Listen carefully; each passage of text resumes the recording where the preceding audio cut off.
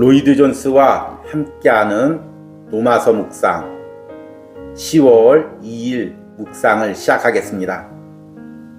오늘 로마서 묵상의 제목은 그리스도가 내 삶에 요구하는 것입니다.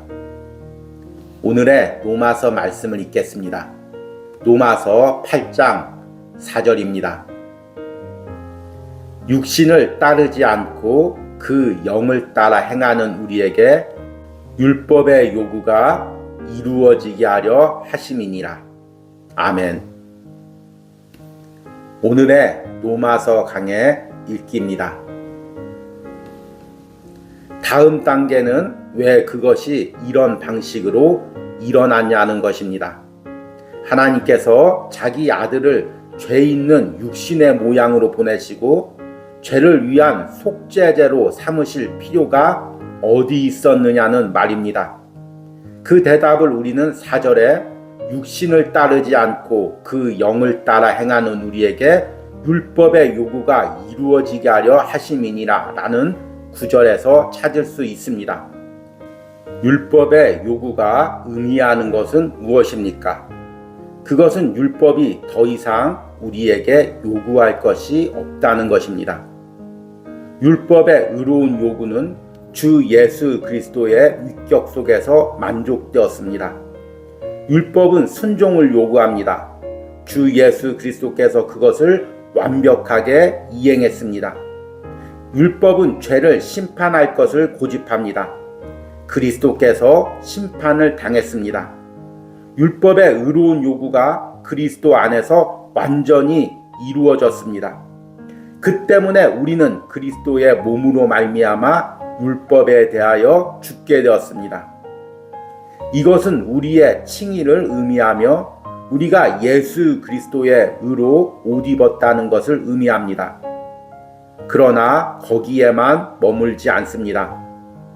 그러므로 내 형제들아 너희도 그리스도의 몸으로 말미암아 율법에 대하여 죽임을 당하였으니 이는 다른 이 곧 죽은 자 가운데서 살아나신 이에게 가서 우리가 하나님을 위하여 열매를 맺게 하려 함이라.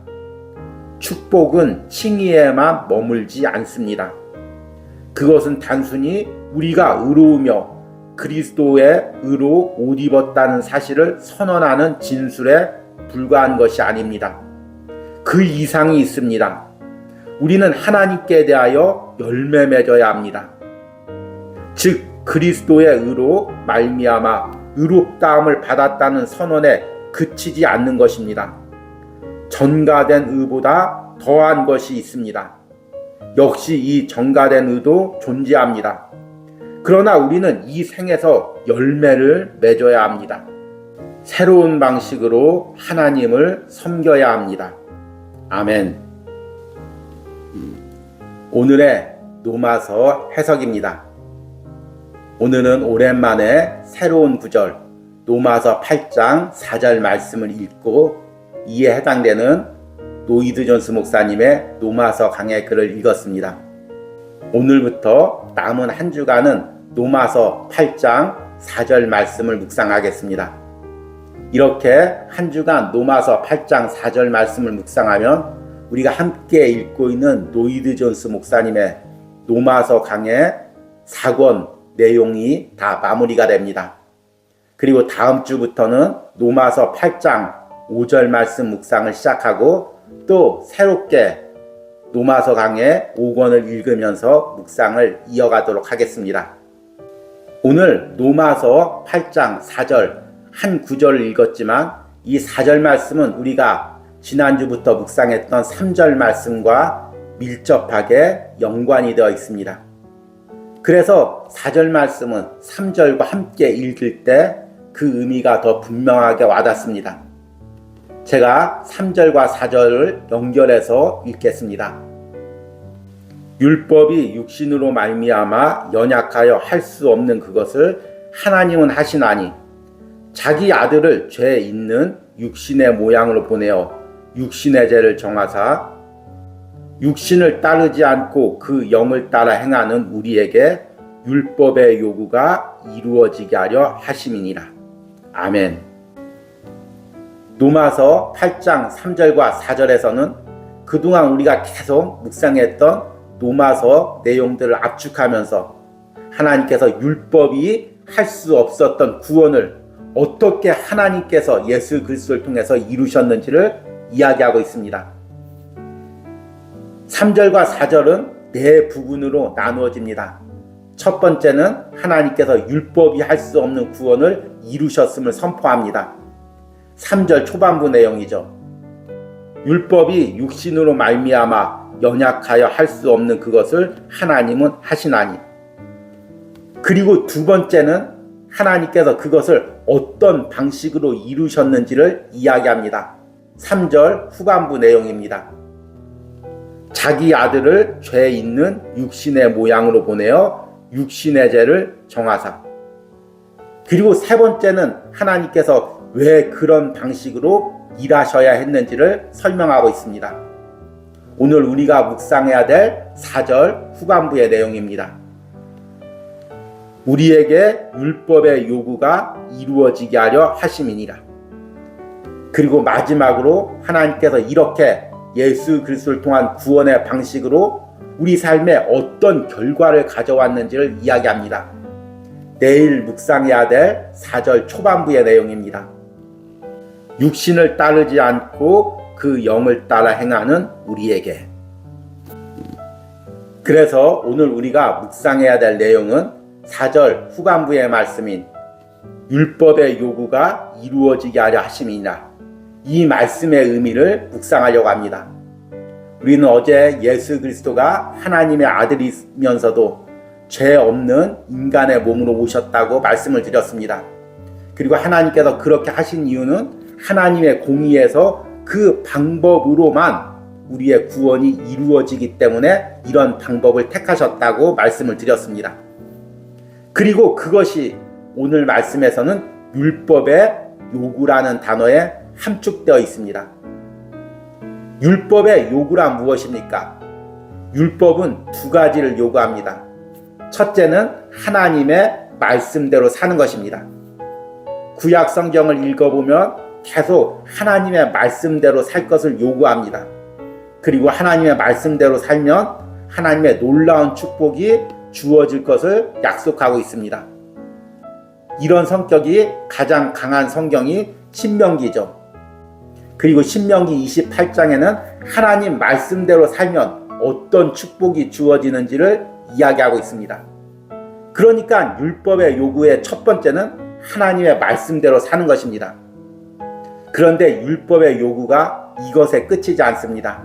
율법에는 반대면도 있죠. 하나님의 말씀대로 살지 않으면 이런 심판이 있다는 것입니다. 여러분들이 신명기 28장을 축복의 말씀으로 많이 알고 있는데 신명기 28장을 읽다 보면 뒷부분에 저주의 말씀이 더 길게 나와 있습니다.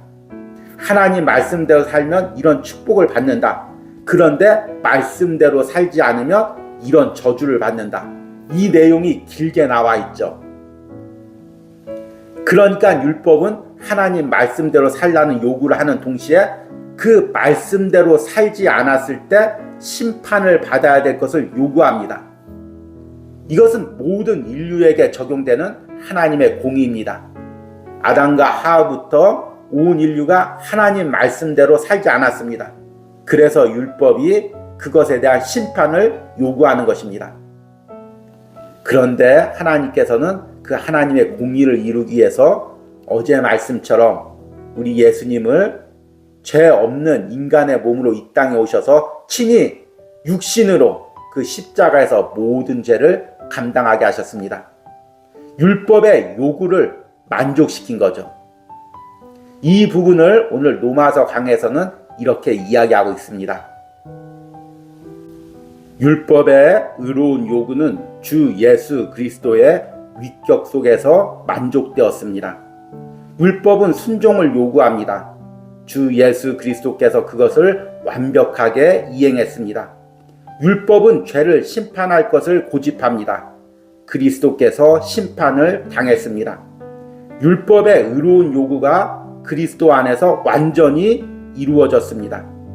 그 때문에 우리는 그리스도의 몸으로 말미암아 율법에 대하여 죽게 되었습니다. 아멘. 예수 그리스도가 십자가에서 율법의 요구를 만족하였고 율법에 대하여 죽었기에 우리도 율법에 대하여 죽었습니다. 우리도 그리스도와 연합할 때 율법에 대하여 죽게 되었습니다. 이제 율법은 내게 요구할 것이 없습니다. 그러면 이제 우리가 자유롭게 살아도 되느냐? 그것이 아닙니다. 이제 율법이 우리에게 요구하는 것이 없어졌지만 예수 그리스도가 우리에게 원하는 것이 있습니다. 우리가 로마서 7장에서 묵상한 것처럼 예전에는 우리가 율법과 결혼한 존재였습니다. 율법의 종노릇했죠.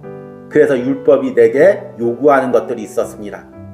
그걸 내가 다 지킬 수가 없었죠. 그런데 이제 우리는 그리스도와 결혼했습니다. 그러면 이제 나는 옛 신랑인 율법을 만족시키는 존재가 아니라 새 신랑인 지금 나와 연합되어 있는 내 안에 계신 예수 그리스도의 요구를 만족시키는 존재입니다. 예수 그리스도가 내게 요구하는 것이 무엇일까요? 그것은 하나님께 열매 맺는 삶입니다. 우리가 로마서 7장 4절에서 이 부분을 이미 묵상했습니다. 제가 7장 4절을 다시 한번 읽겠습니다. 그러므로 내 형제들아 너희도 그리스도의 몸으로 말미암아 율법에 대하여 죽임을 당하였으니 이는 다른 이 곧 죽은 자 가운데서 살아나신 이에게 가서 우리가 하나님을 위하여 열매를 맺게 하려 함이라. 여러분, 우리는 예수 그리스도가 율법의 요구를 만족함으로 이제 나 역시 율법의 요구를 만족시킨 존재가 되었습니다. 우리는 내 몸에 남아있는 죄성에도 불구하고 예수 그리스도의 의의 옷을 입고 있습니다. 그러기에 율법이 우리의 죄를 지적하지 못합니다. 우리의 죄에 대한 심판을 요구하지 못합니다. 우리를 지옥으로 끌고 가지 못합니다. 왜냐하면 비록 내가 죄인일지라도 나는 예수 그리스도의 의의 옷을 입고 있기에 하나님 앞에 의로운 자라 칭함을 받기 때문입니다. 그리고 이 의로운 자라는 칭함은 하늘나라 가는 그 날까지 계속됩니다. 하늘나라에서도 하나님께서 나를 의롭다고 칭해 주십니다. 그러나 구원받았다는 것은 단순히 의롭다 칭함을 받았다는 것으로 끝나지 않습니다. 율법의 요구로부터 해방되었다는 것으로 끝나지 않습니다. 이 땅을 사는 동안 예수 그리스도의 거룩한 의의 옷을 입고 하나님 앞에서 거룩의 열매를 맺어가는 것, 이것이 그리스도 안에서 예수님이 우리에게 요구하시는 것입니다. 많은 사람들이 율법과의 결혼 생활이 끝나고 그리스도 안에 있으면서도 여전히 그리스도의 요구 대신 율법의 요구를 따르려고 합니다. 어떻게 하면 행위로 하나님 앞에 의롭다 칭함을 받을까? 어떻게 내가 더 노력해서 하나님과 사람 앞에 인정을 받을까? 또 사람들이 내게 제시하는 여러 가지 행위들에 집착하며 어떻게든지 그것을 이루어가는 것이 신앙생활로 알고 있습니다. 그러나 그리스도인의 본질은 예수 그리스도의 관계에서 예수 그리스도가 내게 요구하는 것을 이루어가는 것입니다. 내가 예전 남편과 결혼해서 결혼 생활이 끝났고 새로운 남편과 살고 있는데 여전히 예전 남편의 요구만을 따르고 있다면 그것이 올바른 결혼 생활일까요? 나에게 요구할 수 있는 사람은 다른 누가 아니라 예수 그리스도입니다. 그리고 예수 그리스도가 내 삶에 지금 요구하는 것은 내가 하나님 앞에 거룩한 열매를 맺어가는 것입니다.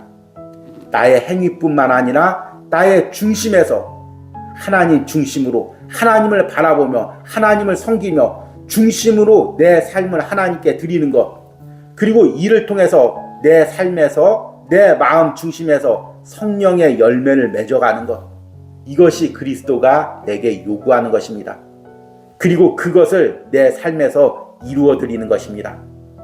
이런 은혜가 오늘 로마서 묵상에 동참하는 모든 심령들과 그들의 삶에 있기를 축복합니다.